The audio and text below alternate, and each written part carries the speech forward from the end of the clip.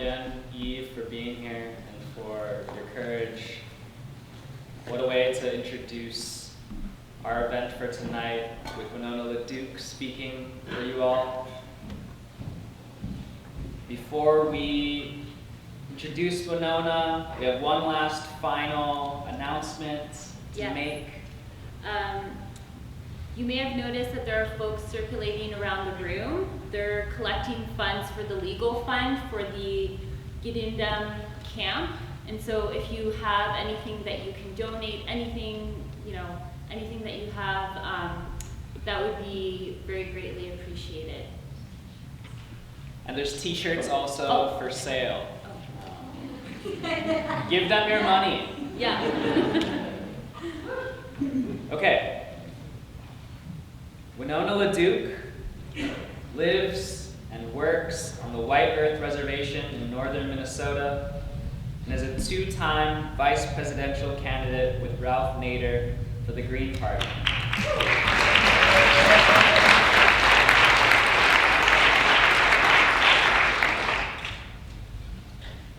As program director of the Honor the Earth, she works nationally and internationally on the issues of climate change, renewable energy, and environmental justice with Indigenous communities.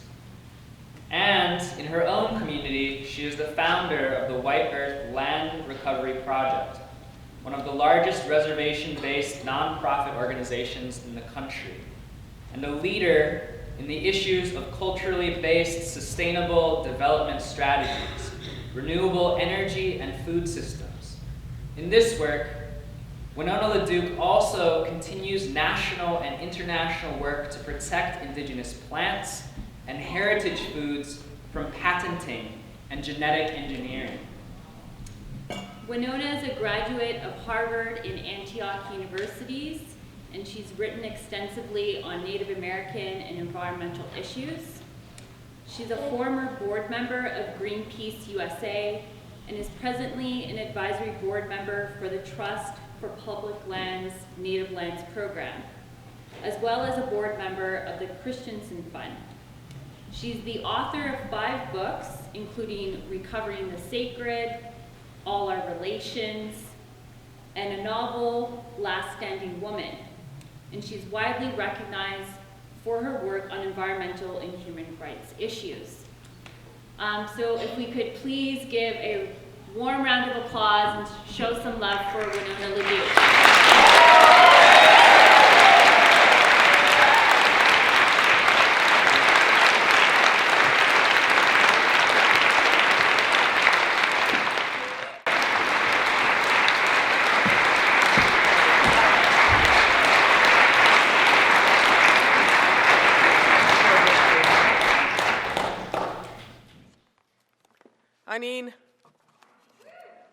Anine Nindaway Mugganadook, hello my relatives. How are you doing tonight?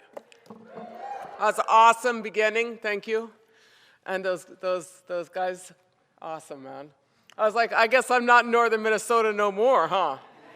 I never heard anything like that my whole life in northern Minnesota. I was like, that's cool, I must be in Toronto. So, Anine Nindaway Mugganadook, Binesi Quandajinikaz, Makwendo Dam, Gababani Ka, Gishkani Ganing and Dunjaba. Thank you very much for the honor of being here in the land of my relatives here, land here in Toronto, from the White Earth Reservation in northern Minnesota. I was thinking about what to talk to you about tonight. I thought about a lot of things, but one time I was over in Sitka, Alaska. It's Tlingit territory. Beautiful territory, I like it out there. So I was sitting there watching the ocean, which is what you should do. Right, I was watching the ocean, and it was like migrating season, and salmon were coming, and eagles were flying. It was one of those epic days, I'm looking out there, and all of a sudden there's this cruise ship coming in on the left side, You're all with me on this, like this giant cruise ship as big as like a city or something. It's coming in there like that, and I was like, dang, I didn't like that, I was looking at it, so I was going to mess up my world view here, right? And I watch it, it comes in and goes about here, and I'm just sitting there watching, and then it turns, then it does this 180 and heads back out. I was like, Awesome, that's what we need to do. Let's take that cruise ship and turn it 180. That's what we need to do. So this is a talk about that in this moment. I'm a water protector. As I said, I'm from the White Earth Reservation. This is some art of one of our water protectors. You know, there's a lot of missing and murdered Indigenous women, but this woman is not missing, and she's very present. She's in downtown Duluth, and she's about, 30 feet wide and 40 feet tall. Aiko. And so that's where I'm from. Next picture, she's going to help me. That's my reservation. I live on Round Lake. Next one. And then some art, but you guys know this art, so I don't need to talk too much about it. But the point of this art, I like to talk about a lot of times, is because, you know, when I was an undergraduate at Harvard University, if you wanted to study the fine arts, you go to the Fogg Museum. You study European art in the Fine Arts Museum. But Native art was in anthropology, right? And so to me, that's kind of this idea of this, thank you, that's like really bright. This valuation of knowledge, right? Like what is valid? What is important, what is fine, right? And, you know, everybody in this room knows basically that, you know, it's possible that the paradigm which created the problem does not have the solution to the problem. That's why we need to think a little bigger. We need to let go of some stuff like empire. We need to figure out who we are and realize, you know, just like one dish, one spoon, we all eat from the same land and we all drink the same water. Now would be the time to understand that. Next picture. So I'm going to talk first a little bit of down memory lane, or I call this Making America Great Again. So my idea of when America was great was when there was 8,000 varieties of corn. That was great. Tremendous agro-biodiversity, corn of all kinds. You know, corn doesn't exist in nature, teosinte in nature. And corn is something that humans did with that plant. You know, and it was like when I was listening to that music, I think a lot of you are the same thing. Sometimes I'm like, humans, we really botch things up, huh? You know, and I hang my head, I say, I don't know about humans, ma'am. And then you think about corn, and you're like, well, we did that. Right? You know, that didn't happen. That just happened because you know, and just like music makes us beautiful too, you know? And so I think about the 8,000 varieties of corn and the knowledge of our people and the tremendous agrobiodiversity. And then this year, 50 million buffalo. You know, that's when America was great. It was when there was 50 million buffalo. And those buffalo, single largest migratory herd in the world, and those buffalo lived on about 250 different species of grass. Tremendous agrobiodiversity or biodiversity, you know, and that's when it was great. You know, and I say that, and you know, between the passenger pigeons and the beavers and the relatives, we remember them. You know, it's really important because a lot of Americans and Canadians, they have both historical amnesia and ecological amnesia, right? We can't have those things. We remember those relatives, and we sing and we pray for them. You know, that's when America was great, is in that time. America was great when you could drink the water from every creek and lake. That's when America was great. You know, that's when Canada was great. That's when the North was great. So think about that, you know, and remember the things that we value. And remember our relatives, whether they have wings or fins or roots or paws. You know, people say, sometimes they ask me where I come from, you know, I'm in a city or something, and they say, what's it like where you live? I say, it's where the wild things are. Right? A lot of us live in those places. You know, we have bear, we have wolves, you know, we have some moose in our area, not so many now, but we got like wolverines and beavers and otters and all kind of birds and sturgeon, you know. And so that's what this is about. This is not just about us. This is about those guys, because on a worldwide scale, about 80% of the world's biodiversity is protected by 4% of the world's people. That'd be us. You know, on a worldwide scale, where there are Indigenous people, there is still biodiversity. You know, whether it is the North, you know.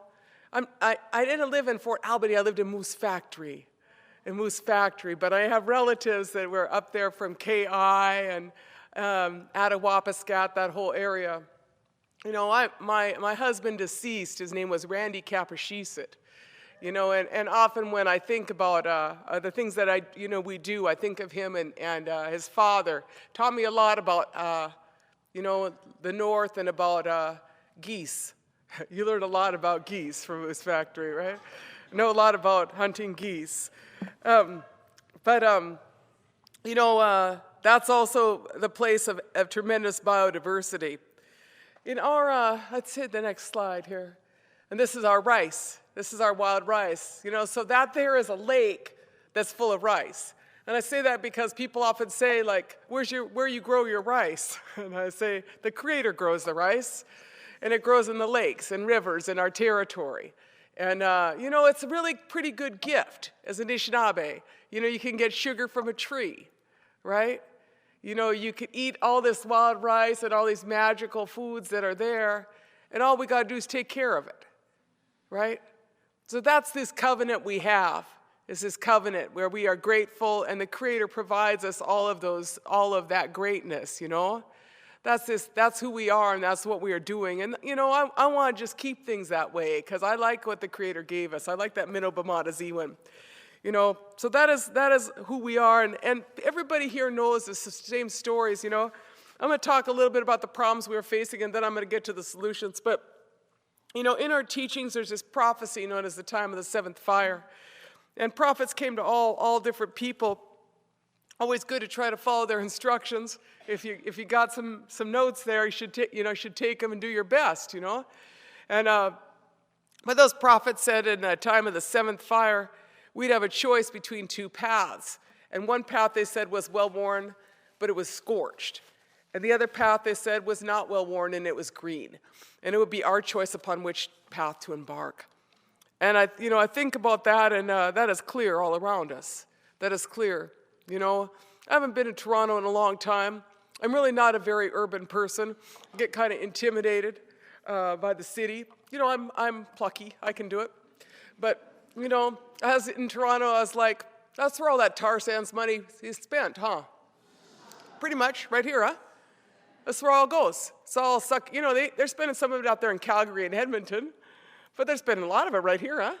This is where all the mining corporations are, right? This is where all the big, you know, the big guys are. I mean, I know the oil guys is out there in Calgary, but, you know, I could see their money here. You know, and that's this moment in time that we are in. You know, this time of the seventh fire, and you know, we are suffering from a lot of confusion. That's what we're suffering from. And it is like rampant. Some people call it affluenza. That's a term I've heard. Affluenza. It's like late stage affluenza, right? Y'all know what I'm saying, right? You have a little crisis if your cell phone isn't charged, for crying out loud. Come on. Get over that stuff. All right, next picture. This is kind of this conflict between two different worlds, right? You know, and you can't pretend like, you know, that there's not this major conflict, and it's two different worldviews. I refer to it as Wendigo economics. That's what I call it, you know, because you cannot pretend that in any reality that this is going to work out, you know, and you know, I'm 60 years old. Yeah, I'm 60 years old. I've been around the block a few times. I had a lot of white guys lecture me. My God. And sometimes if, you know, you don't agree with them, they say it louder. You know, that actually doesn't make any difference if you said it louder. It's still a dumb idea, right? You know? But I'm just saying, like, what's that mansplaining thing? Is that what that is? It's like white mansplaining? I don't know, man. But anyway, my point is that it doesn't work out, you know, and it's you know, so here's some pictures of the problem. And right there, yeah. And the next one. And then this is what it looks like when it affects your people. This is you know, this is what they did to our people. This is the Garrison Diversion Project, the flooding of the rivers in the Great Missouri River. Once the single largest, like the kind of like the Nile Valley of agricultural wealth. Dam that, you know, flood those people out. But that is the story of North America, is one dam project after another, you know, on our territories. Next picture. This is one of the dams up there. That's like South Indian Lake, right? You know, it's one of those dams up there. And so, you know, one of the things that's really important at this critical moment in time when we talk about where we're going is don't tell me that big hydro is an answer, okay? Don't pretend that mega dams are an answer, you know? If they're talking about all this, Canada has all this renewable energy, I said, that's mega dams. That's not renewable energy, you know? Scale matters, size matters, you know, and you cannot pretend.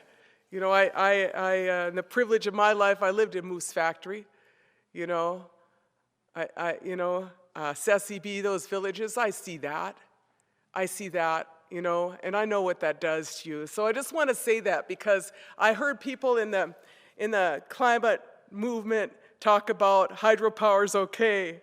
And it's like, if hydropower is the answer, what was the question? You know, it's like nuclear power. If nuclear power is the answer, what was the question? You know, we have to be coherent thinkers at this moment. We have to have vision and we have to be courageous, and the answers are really there. You know, the answers are right here. So next picture. This is the problems. You don't need this lecture, you know this part. This is what Wendigo economics looks like. Next picture. This is what Wendigo economics looks like when stuff starts burning up, right? So we are in the era of catastrophes of biblical proportions. That's what we got to. There's no way around that one. You know, that's the reality that we are in. We see stuff now that we have never seen, you know, and everything that we know is shifting and changing. The ice, the quality of ice, really? You know, if anybody who lives in the north knows that, you know, I had a heck of a time getting out on those lakes this year. You know, that is stuff that is happening that is making everything crazy in the world. You know, this is a fire, this is actually the Fort McMurray fires of a couple of years ago.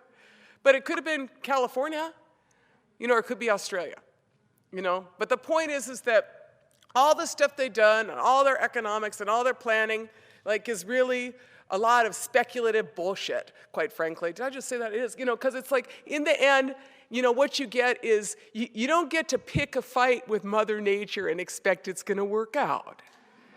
You know, it doesn't work out. You know, you don't get to do that and think it's going to work out. So next picture.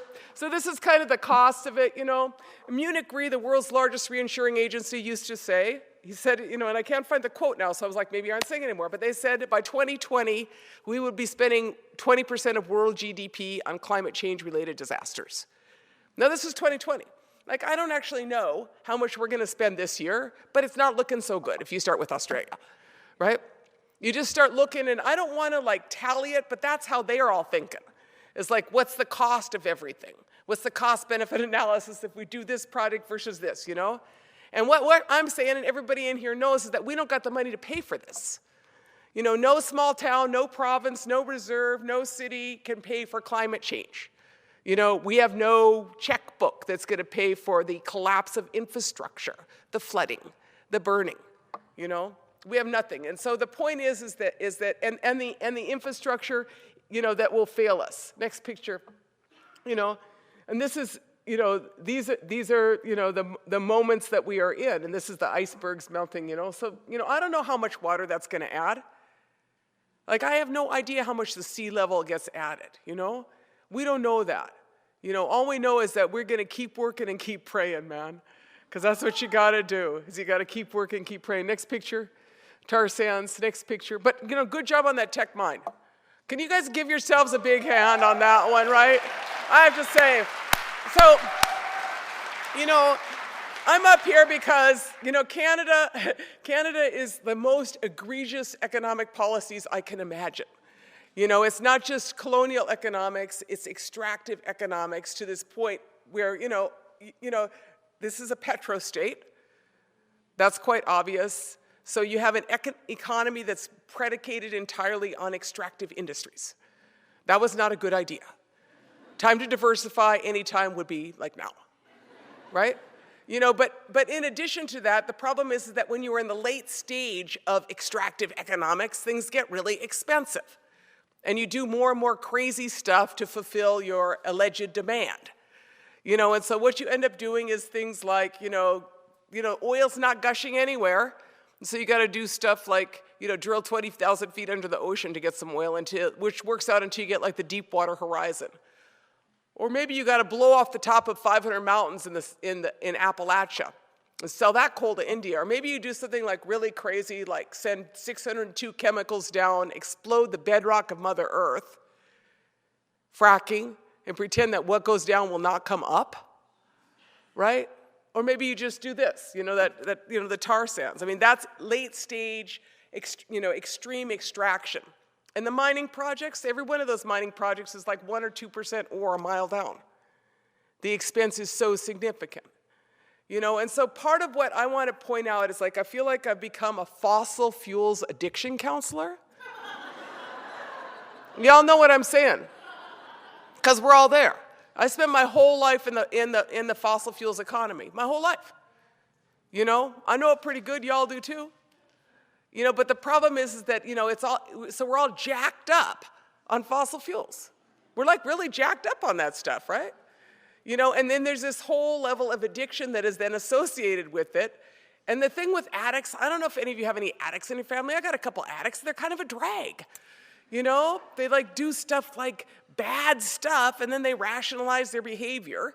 You know, they're like, you made me do it. I always like that one, you know?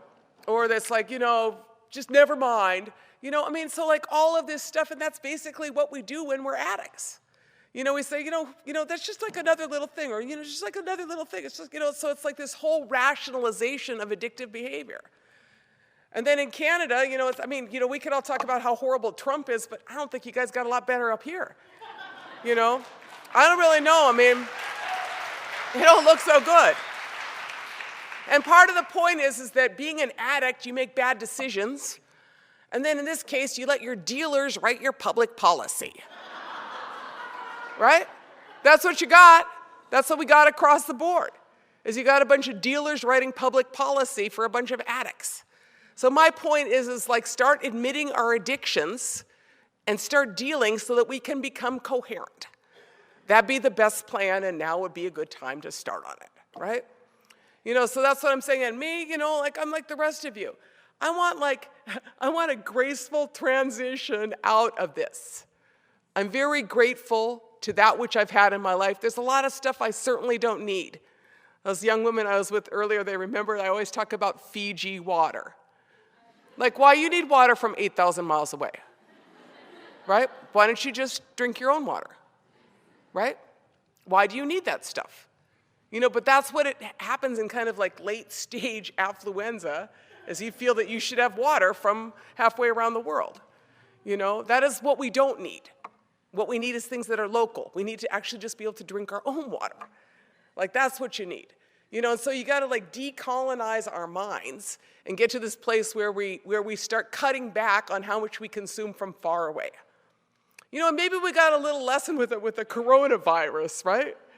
It turns out that everything is made in China, right? You know, everything.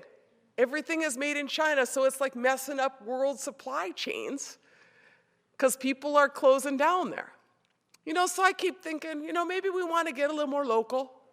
Might be good. You know, and the thing is that this ain't, you know, people say, oh, it's so hard, it's so hard.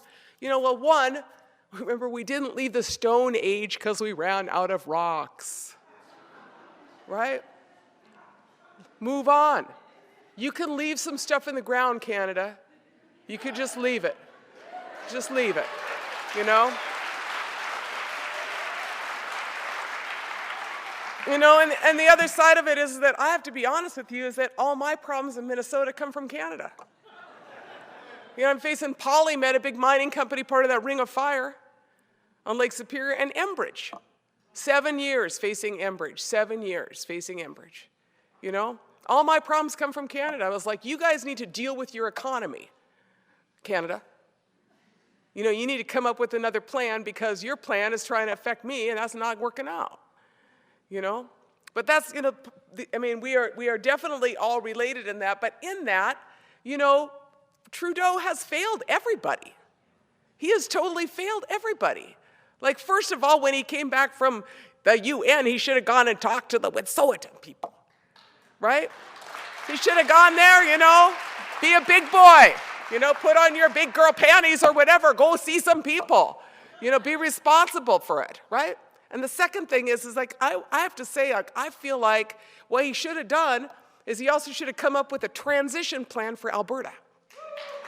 That's what he should have done, you know? So next picture. This is what happens when your system gets more toxic. This is some pictures from North Dakota. But this here is, as you can see, this is some Lakota women who've stolen a Nazi flag. So when things go south, I live in kind of the deep north. It's kind of like Saskatchewan or Alberta where I live, North Dakota. Some of you were there at Standing Rock. We call it the deep north, And it's just, and so what happens is that in that environment, bad stuff happens. And so this guy named Charles Cobb bought a town in North Dakota, or 12 units there, 12 blocks, and because nobody was living there anyway, and he wanted to create this little Nazi town, this neo-Nazi town. There's a movie called Welcome to Leith, which is about this story, right? And so what I'm saying is that North Dakota is in the middle of the Bakken, the Bakken oil wells. This here, fossil fuels bring nasty stuff. So these guys come there, and then the Nazis are out there, but the best response to the Nazis was this. You can look it up on sacred Google, and it says you look up Lakota women burn Nazi flag. That's your picture, right? They grabbed it, and I was talking to this young woman earlier. So this is Phyllis Young. That one sister next to her is Madonna Thunderhawk. The sister next to her is Mabel Ann Chasing Hawk, and I don't know who that final sister is in the white shirt. But when I was a young woman, I worked for them, and people were saying, back in the day, like that, I worked for them, and they were scary then. They were scary then, and they are really scary now, But, sometimes you just got to say no to Nazis. That's what you got to do. You just got to say no, that's not going to work out, Next one. Next picture. This is our pipeline we're facing, the Enbridge lines, So we fought them for a good time on the Sandpiper. We defeated the Sandpiper project, which is a fracked oil pipeline, in 2016. They came back with Line 3, which we knew that they wanted to put in. And when we defeat the Sandpiper project, it was a fracked oil pipeline coming from North Dakota. We fought them for 2013 to 2016. We built a multiracial alliance, which is really important. You got to build multiracial alliances because it's all the same water. We all got to work together. And so, we prayed, we had our ceremonies, we went to regulatory hearings, we filed lawsuits, and required an environmental impact statement on them. And then one day Enbridge closed up, and they said, no, we're leaving Minnesota. And then they went to North Dakota. But I say this because, like, my enemy, at this point in time is Enbridge. Canadian corporation. Every year I write a letter to Al Monaco. No one ever write me back. He's the CEO. I'm like, Al, this is a bad idea. It was a bad idea last year. You should diversify your portfolio. Let me give you a little financial advice. Not looking so good in the future. Remember Standing Rock? Not going to be any better here. So it's this long dialogue I have with him. But my point is that he didn't listen. And so in 2016, he canceled this pipeline in Minnesota, and then they went directly to Standing Rock and purchased 28% of the Dakota Access Pipeline. So Enbridge's blood is, my blood and our people's blood is all over Enbridge from that line. Don't pretend like that was like just a Texas-based corporation, Energy Transfer Partners. That was Enbridge. That was Enbridge who financed Standing Rock. Next picture. So this is what we look like at home. This is our water protectors. Next picture. This is water protectors at Standing Rock. A lot of you have seen these pictures. And to me, part of this moment, I think of it as a Selma moment. Let's just say this moment, just like this sister here is talking about when you're facing the might of the military, $38 million worth of military at Standing Rock. And you're saying, I'm going to stand here for the water. They're going to act like I'm a criminal, but there's a lot of people, they said we're criminals before, and we know who the criminals are, right? That's not us. That is not us. We're water protectors. And it points to the dysfunction of this society, and this American and Canadian legal institutions.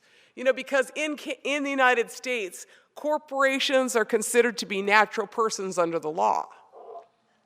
Corporations have rights. Corporations should not have rights. They are not natural persons. To be a natural person, you have to have a soul. A corporation is not a person, right? But what has happened is that, Windigo economics and, the addiction behavior has set up a situation where the laws are entirely subjugated to corporations. And so you have, time after time, them defending the rights of corporations over the rights of humans and over the rights of Mother Earth. And so, you know, while we pray for the legal system to work, I have to say legal systems founded on ideas like the doctrine of discovery and the papal bulls are not legal systems for the long haul. You know? Next one. We're talking about the LRAD and the MRAP, you know, so next picture. I don't want you guys to get too stressed out. Okay, it's here. That's epic. I think she just looks epic. You gotta admit, that's pretty epic, right? Okay, right. We gotta be epic, right? You don't wanna be like sliding this time, be epic, okay. Okay, so this one here, just like, you know, one more bad photo and then we're gonna move on, okay? So, sorry to, so I just wanna say, keep fighting. I guess I've said that a few times, but my point is that we're at this point with the intersection of fossil fuel economics, climate change, that, you know, the tech mind is a perfect example. Keep pushing because the risk is rising at every level. Climate change risk is huge for every institution, the political risk, and then the social risk, and then the risk of resistance, which is growing. I mean, the UN climate chief about 3 days ago urged mass civil disobedience, right? Right. I was like, everybody's getting out now. You know, I went to meet with the governor of Minnesota staff here. You know, he's a pretty good governor as they go. But I met with his staff about line 3. It's kind of sizing me up. And Tara Hauska, my compatriot in this, you know, a couple of Indian Ojibwe women, they're looking us over. Kind of like, you know, I don't know what they're going to do here. So I was talking to them, you know, and I said partway through, I said, I'm not your problem. I'm not your problem. I said, the Catholics closed down your pipe 2 weeks ago. And before that, the librarians closed it down. I said, you know, it's not even us. It's like everybody don't want those pipes. Nobody wants that. You know, and when the UN climate chief says mass civil disobedience, I'm calling all the nuns out right now. Right? All right, so we fight this, but just to give you a little bit of economic historic memory, 3 years ago there was 5 pipelines proposed to get them damn tar sands, them landlocked tar sands you got there at $82 a barrel. So this one, Energy East, y'all remember that? Y'all fought that one off, right? That other one, Northern Gateway, that purple one, that was Enbridge's Northern Gateway. They didn't get that either, leaving 3 pipelines, right? You know the story. I refer to the light blue one as Trudeau West. We should just call it Trudeau West.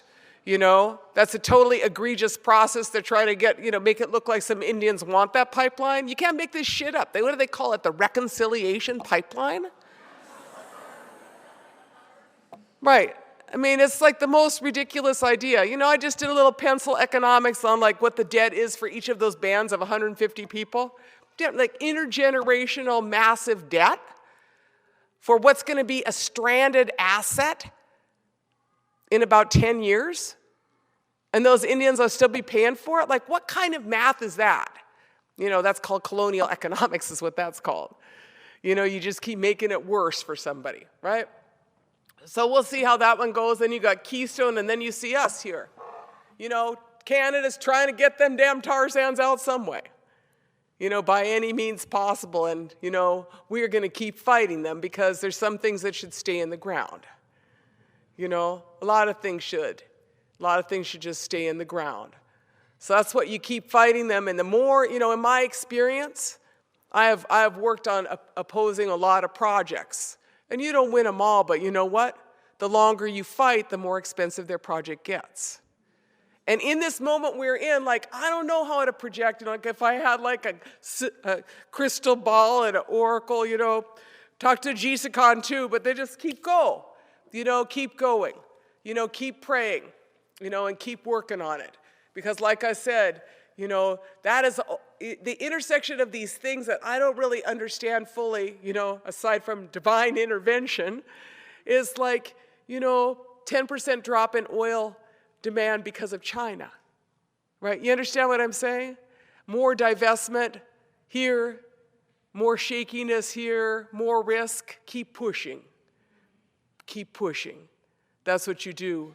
And then what we do is the right thing, which is we you know, I refer to myself as a doula of the next economy. That's what we're going to do. We're going to grow it, right? Next one. Okay, and so this is this piece that I really like to talk about. I don't really like talking about pipelines, but I got to talk about pipelines a little bit. Okay, so this is called, they refer to it as the Green New Deal. I believe it's called the LEAP Manifesto here. I refer to it as the Sitting Bull Plan. And I refer to it as the Sitting Bull Plan because that great political leader said, let us put our minds together to see what kind of future we can make for our children. This is not some white guys in Ottawa fixing shit for us. It doesn't work that way. This is a roll up your sleeves and make the world you want moment. And that is made, by necessity. It has to be decentralized. By necessity, it has to grow from that land. By necessity, it has to relocalize. By necessity, it has to correspond to the biodiversity and the climate of each area. By necessity, it must have local labor. It must have local ownership. That's how you make it. Those people in the Washington and in Ottawa, they need to take the leadership from us because they lack vision. I think of, to be honest, like I love everybody, but 150 years of white male privilege hasn't done too good, huh? Time to hit the bench. That's what I think. Just bench those guys. Okay, now this is why you need a change in what Trudeau could have done. This is me and Charlotte Yellowhorn, and we're at the Enbridge shareholders meeting last year in Calgary. And I went there, and we went there, and so Charlotte gets there first. And I see Charlotte, and this cop is talking to Charlotte. And there's all of these guys, there's like 50 of them screaming, lay some pipe, lay some pipe. They're like screaming at these bullhorns across there. And so I see Charlotte there, and she's there a little ahead of me, and I see this policeman walking towards Charlotte, and I like book it with my jingle dress down that road. I get over there, right? Because I was like, the cops are going to take Charlotte, But anyway, the officer's like, yes, ma'am, you can stand right here, you can stand over there, you can stand wherever you want. I was like, wow, okay. So I was like, so can we stand there? And he's like, yeah. So the cops escorted Charlotte and I to the middle of their rally. Might as well get a police escort, right?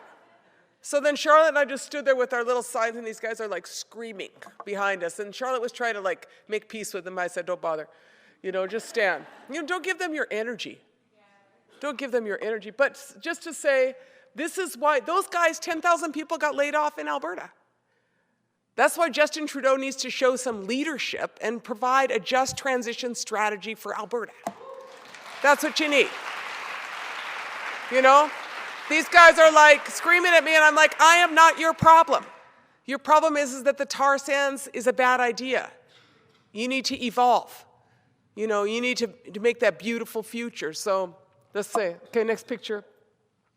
Green New Deal, next picture. Food economy, I show a lot of this time, but just to say, relocalize your food economy. The average meal travels 1,400 miles from farmer to table. I don't know, KI, and up north, about 5,000 miles, right? The north. We cannot afford that as the price of fuel goes up.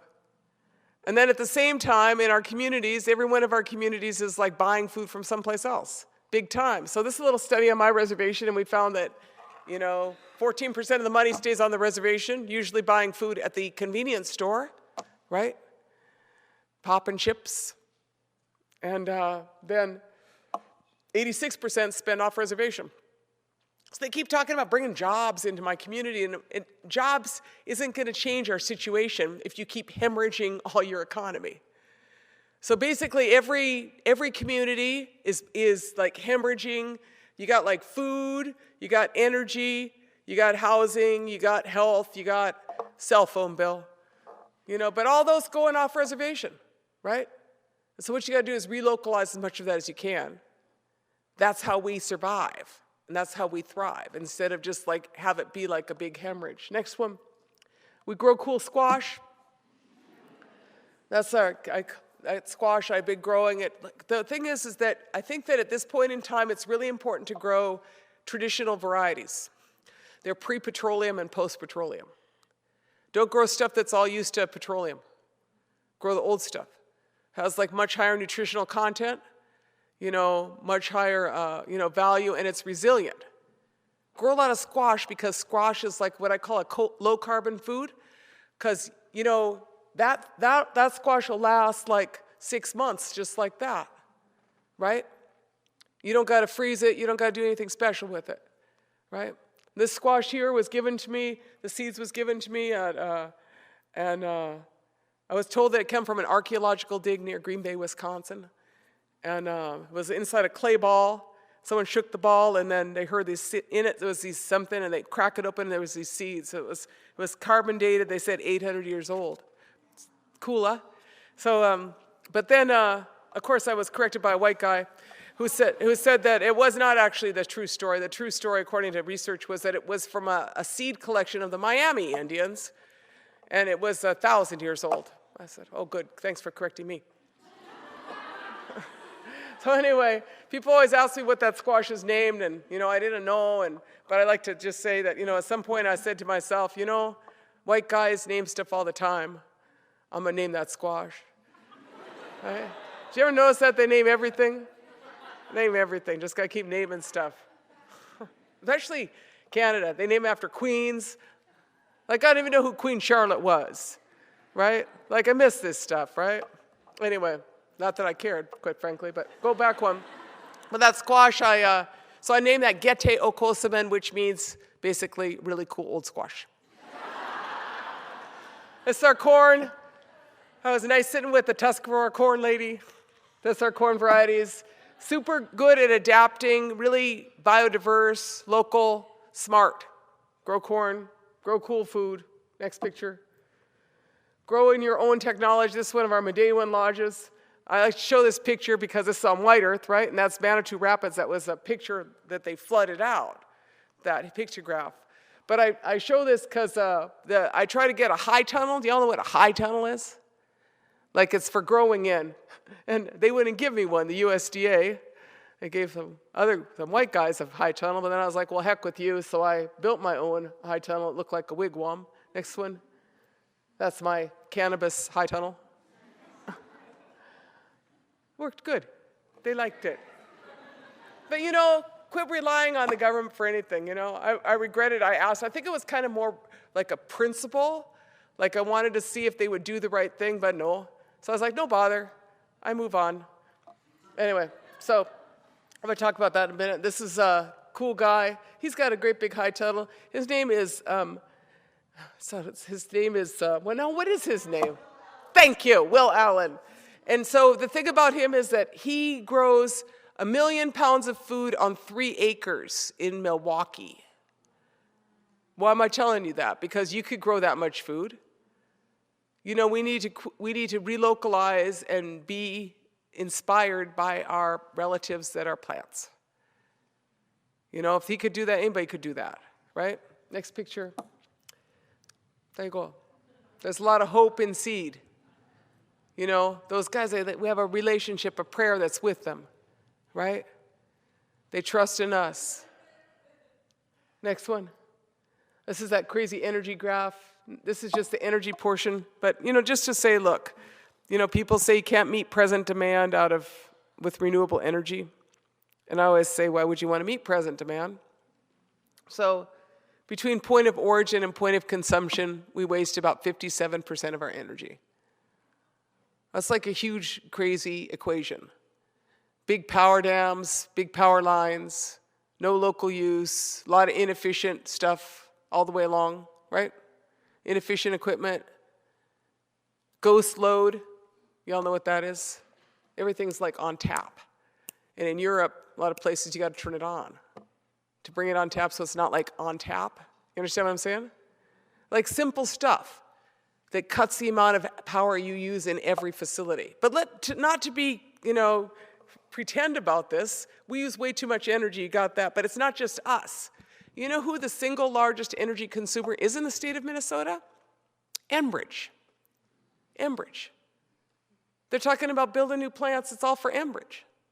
Why? Because moving sludge takes energy.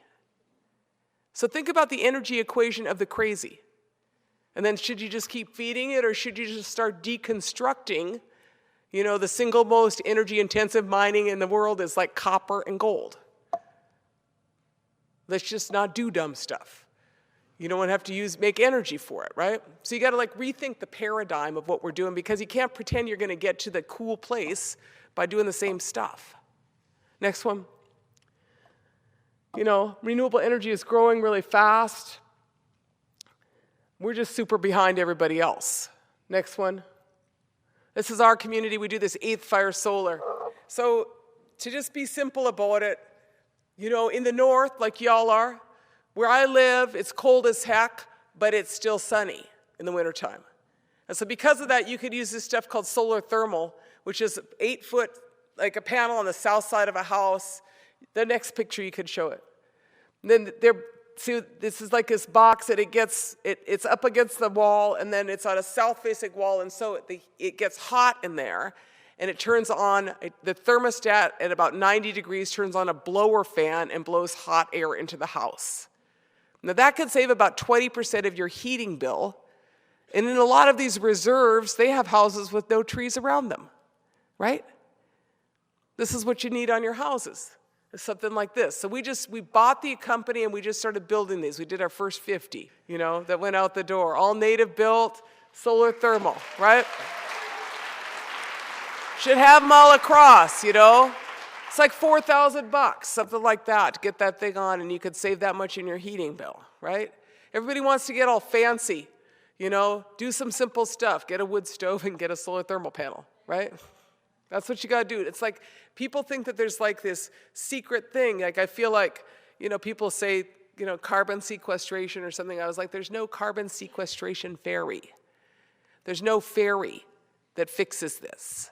You fix it yourself. That's how it works, right? Because we got all this stuff, the knowledge is there. Next one. This is our guys building it. So I got a couple of sons in there. Next picture. This is renewable energy potential, tribal communities. Indian reservations are about the windiest place in the darn country. One reservation has 17,000 times more wind than they could use. That'd be what's called a Fort Berthold. That's the mark of an export economy. There's another, next picture. Oh yes, this is what I try to add here. This is you all. Undeveloped potential, that's like windy as hell out there on the prairies. Yeah, I don't know what you're all doing, You're just, you know what I'm saying is that's what vision would look like, Trudeau. That's what vision would look like. Make the next economy, make it renewables, power something that makes sense out there, rather than causing endless conflict with pipeline battles. I was in New York a couple days ago, and they just defeated a pipeline in New York, too, called the Constitution Pipeline. Pulled the plug on that one, too. And so my point is that, and then there's one in Oregon, Pembina, Canadian corporation. It's on the rocks. You have, basically wars on the ground over pipeline projects. Now I'm going to tell you what, I'm not actually opposed to pipelines. I think water and sewer is great. Right? It's what is the pipeline for? Fix your aging infrastructure, that's one thing. But I did notice that Enbridge is trying to put a new pipeline or a pipeline right to Queens, how do you say it, Queens Quay? Did you all see that? You guys didn't see that? Of course, I just get the Enbridge notice on my, every time. Yeah. They want to run right down someplace right over here, right to the waterfront. The Enbridge line, a gas pipeline. Gas pipeline. I just want to know how that felt, Toronto. How's that feel to have run a pipeline through your territory? Yeah, right. So. Anyway, it'd be interesting. I heard there was $300 million in renovations down there on the waterfront, and that's what Enbridge wants to run through. There you go. But when you're the third largest corporation in Canada, you feel like you could just do what you want, right? At some point, I've raised a lot of kids. And I look out there and I feel like someone needs to parent these guys and say no means no. Right? It's like, just because you can do it, don't mean you're going to do it. Next picture. And then this is the irony. So this is Lake Superior. I'm out there one day and I'm like, holy buckets. What is that? So, it turns out that while we have this huge energy demand, we don't make any of it. Those are wind turbines coming from Spain to the port of Duluth to go on some small back roads to head to Nebraska, right? They're coming from Spain. There's 10 large wind manufacturers in the world. 2 of them are American, and I believe both of those plants are overseas. So my point is that we need to reindustrialize our economy with appropriate technology and appropriate choices, right? That's how you build the next economy. That's what the Green New Deal looks like, but you make decisions that are conscious decisions as to what you're going to need that makes sense for infrastructure. Next picture. And then there's yours. This is your map. That's all your blockades, right? Good job on those blockades, right? So very nice job on those blockades. And the interesting thing about those blockades, I believe that those are all rail blockades, or mostly rail blockades. And ports? Okay. So my point is that there's this really revolutionary idea called solutionary rail. It's called solutionary rail. And the point is that if you're going to try to move stuff around this North America, you should move it in an efficient way, right? This turns out that a combustion engine is only 16% efficient. Between the drivetrain and the wheels and every moving part in there uses energy. And by the time you're done, that vehicle most of us got here in is only 16% efficient.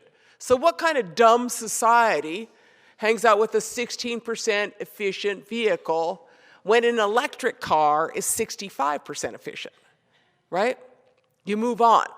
But more efficient than a car is a train because there's rubber on the road or metal on metal, right? So about 35% more efficient is a train, and if you run it on like a direct current, it's 95% efficient. So this is the proposal. Next picture. It's called solutionary rail.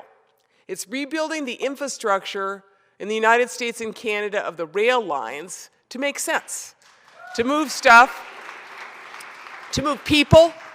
Moving people would be great, not move toxic stuff, but to move stuff around in a far more, but entirely electrified. And what they are recommending and what they're saying is that you could power it on renewables because those trains go through the same place. They go through the Rocky Mountain Pass where all of that wind is at 7, it's like class 7 wind. And so you could power those trains on renewables. And you could use the rail lines as a corridor for moving renewable energy. Now that's what vision looks like, Trudeau. That's what vision looks like. Come up with a plan that saves this place, not makes a bigger mess, right? That's what you need to do. So next picture. There's our rail lines, and the same thing with us. All those lines run through our reservations. Sure thing. Next one. But look at this. Like, who's the dummies? On the worldwide electric trains, who's at the bottom? The US, Canada's right with us, right? So everybody else in the world is thinking about making things more efficient except for us guys over here, like the most backwards energy economy in the world. So now would be the time to have some vision and build an economy that we can live with. Build an economy that we can live with. And this is how you do it. This is Melina Lubacan. A lot of you know her. She's one of my sheroes. Her master's thesis at the University of Victoria, I was on her master's committee. She didn't talk about renewable energy. She put up 20 kilowatts of solar in her village of Little Buffalo, right?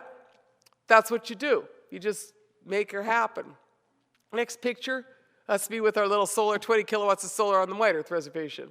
I was like, okay, Melina, I'll go do that too. But the single largest solar facility in North Dakota is on the Standing Rock Reservation. They did utility scale, and they're about to go bigger. So vision does not come from, vision comes from the communities who have the vision. And so don't muzzle yourself. Quit trying to figure out how to give yourself permission. If you're waiting for someone to save you, they ain't. Just do it. Just do it. That's how change is made, is you just do it. Next picture. That's Kayenta Solar, 27 megawatts, Navajo Nation. Transition from coal generating, next economy. That's our house, one of our houses in our village. You know, the other thing is be beautiful, right? There's plenty of ugly out there. We don't want to be that. Make art in your village, right? Be happy with who you are, but that's one of our housing projects. And, you know, I didn't do my sociological study or my PhD on if you paint someone's village, do they feel happier? I don't know. But y'all understand what I'm saying, right? Yeah, do cool stuff, right? Next picture. This is the part you're waiting for, my cannabis farm. Everybody likes this part. Okay, so I'm a cannabis farmer. But you guys, it's all legal here, and everybody's like, but I can't grow anything with THC. I grow industrial hemp because I say it sounds better when you say industrial hemp, but I'm like, I'm a cannabis grower. You know, because as you all know, I'm sure, the word canvas comes from cannabis. That's what I'm after. All those sales, oh yeah. All that stuff. So I'm interested in the materials economy, or I refer to this as the new green revolution, right? Now, cannabis has this potential to kind of rebuild an entire materials economy. And, you know, I used to hear Trudell and those guys talk about it, and I was like, man, you guys are probably smoking a lot of pot, and that's cool and everything, you know? And then I realized that they were right, you know? And the fact is that, you know, the way I heard it said is that at a certain point we had a choice between a hydrocarbon economy and a carbohydrate economy. We had a choice between a hydrocarbon economy and a carbohydrate economy, and we made the wrong choice. You know, those words are almost the same word, huh? But the hydrocarbon economy is oil, and the carbohydrate economy was cannabis. Because you can do anything that you can do with oil with cannabis. You can make structural materials out of it like hempcrete. You can eat it. I guess you can't eat oil, but yeah. Henry Ford built his car out of it, right? And powered it. So this is my farm. It's Winona's Hemp and Heritage Farm. Next picture. This is what fiber hemp looks like.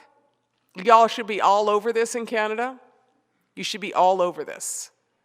But the thing is that when the economy was criminalized in the United States in 1940, with the Marijuana Prohibition Act, they killed the hemp industry. And we know who killed the hemp industry, the logging industry and the cotton industry and the oil industry. Everybody had a motive in that one, right? So they killed it. And the thing is it's like that, who killed the hemp industry we know, but where'd the body go is really the question. Where was the infrastructure in 1940 for hemp? What did it look like? What did the 11 hemp mills in Minnesota look like? What did hemp processing to textiles look like? What did it look like? You know, I have been on this odyssey for 4 years. I feel like I'm looking for a unicorn, trying to find this equipment. I have I've talked to all kind of people. With the advent of the recreational marijuana economy, everybody want to talk about it, but everybody want to make a fast buck. This is not about making a killing. This is about living. We got to retool ourselves, because you ain't going to make a killing on this stuff, and you shouldn't. We need to quit with that Wendigo economics. You know, what we need to do is to figure out how we're going to survive. The next economy is about cooperation, not about competition. It has to be. And this is the perfect example of what the Green New Revolution looks like, because so we grew that. Nobody else really has much of that in the United States. I sent that to Canada. I sent it to these guys named Taproot. I sent it to England. I sent it to, 5 different countries, my fiber out there, to see who could process that. So I'm tracking these guys now in Belgium. The Romanians, the Belgians, there's like 2 or 3 possible processing facilities. So this is my hemp outfit.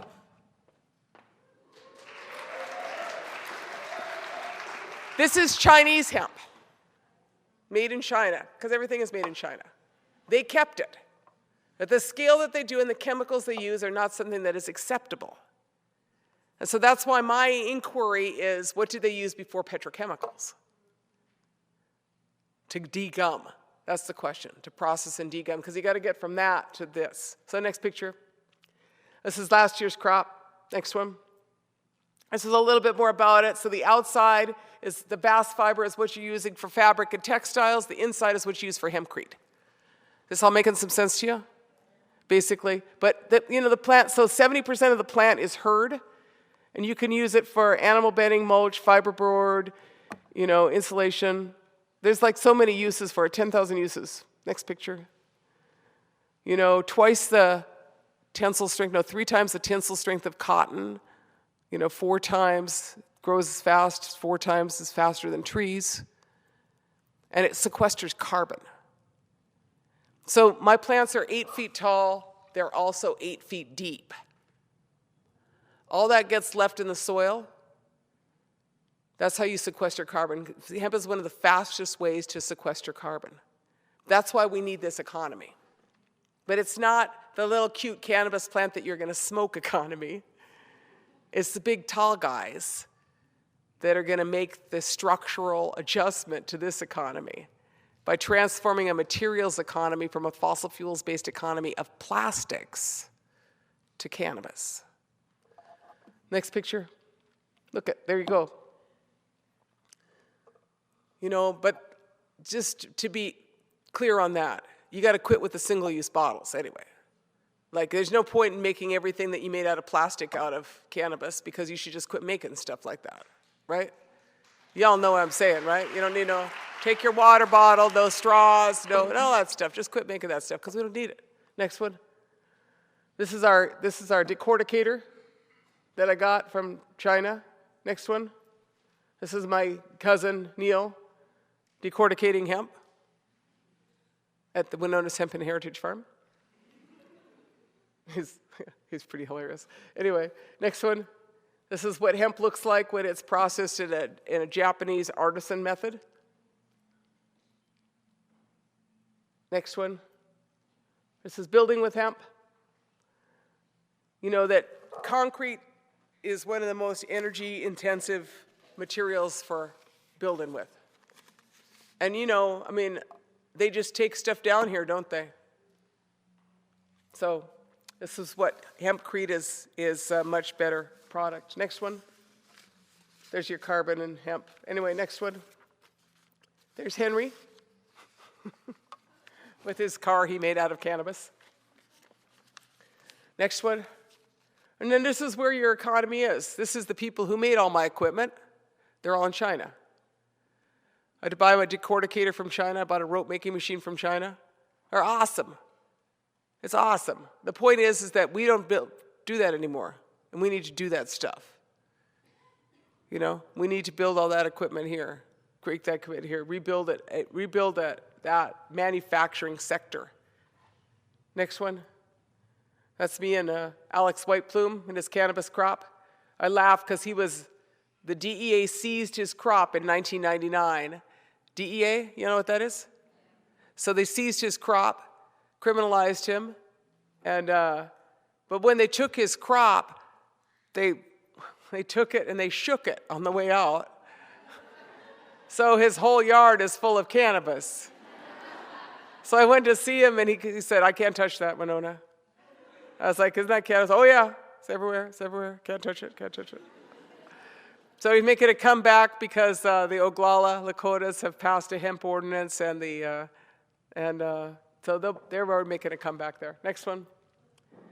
All right, we're almost the last part. Got a couple more thoughts here. So look, these are dire times. We all know that. But we are the people who are born to these times. We're the ones who's here. And so it is upon us to have this great spiritual opportunity to do the right thing, to do great things, to stop them from contaminating water or GMOs, to stop big mining projects, to stop pipelines, to protect our water, to protect our land. What a great spiritual opportunity to be those people, that we are called to this time. So this is I don't know if you could see those two good there, but this is Dr. Emoto from Japan. I don't know if any of you ever heard of him? Right, a few. So this guy, these are water crystals. They're water crystals. And water crystals are all different. I didn't know that. Like snowflakes are all different, right? They're all different. And so what happens is that when they get contaminated or when they get hurt, then they look kind of sad and maybe kind of ugly sometimes. So this is pictures of water crystals. And then what he did, some of them contaminated, and then he prayed. Or he had the water crystals, hang out with the Buddhist monks, or they like classical music, I heard. They like Mozart. I heard they did not like punk music. But they transformed, because water is life, and it is alive, and it appreciated the reaffirmation of the prayer. So that to me is part of what we have. We have this spiritual opportunity to be those people that reconnect, and make that magic with the Creator that is here, to reaffirm our covenant. Next one. Reaffirm that covenant in legal terrain. Evo Morales, longtime president of Bolivia. One of the first things that Indigenous president did is he affirmed the rights of Mother Earth as a part of their constitution. That's what Indigenous thinking is. You take it from your prayers and your understanding and your teachings and the canons of Indigenous law, and you implement it in public policy. And what we need is more visionaries like Evo Morales in leadership.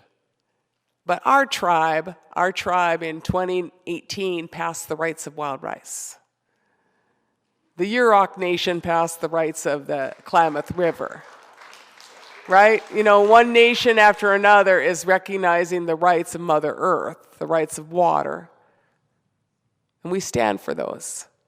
We stand for those. Next one. This here,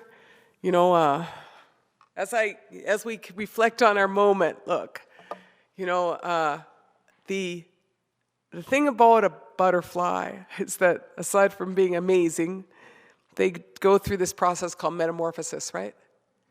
And in that metamorphosis, first these cells appear that are called the imago cells. And those imago cells come in to begin the changing from the caterpillar into the butterfly.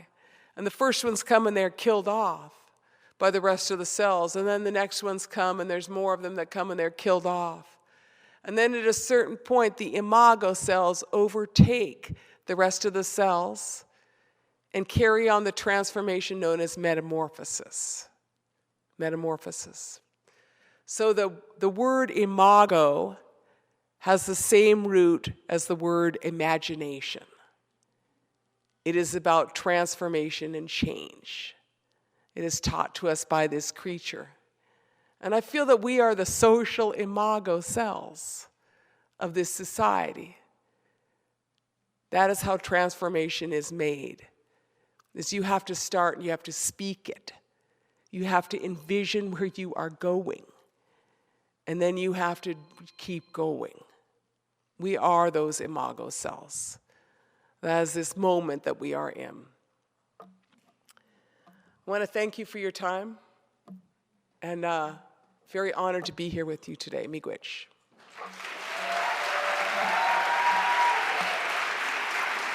Thank you.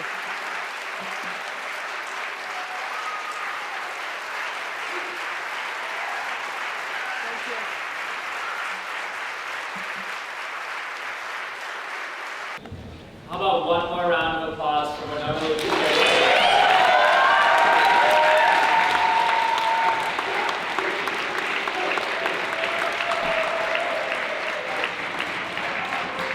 We are now going to have a Q&A.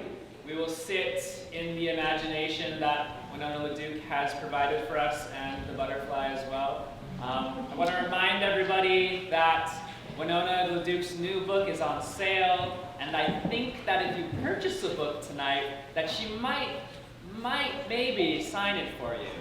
So give her your money, give Winona's Hemp Farm your money. Mahalo nui to all of the co-conspirators and collaborators for tonight's event. Mahalo nui to all of the opening introductory remarks. And any last words? No, I think we just wish you all a safe journey home this evening, and thank you much for coming out and being with us.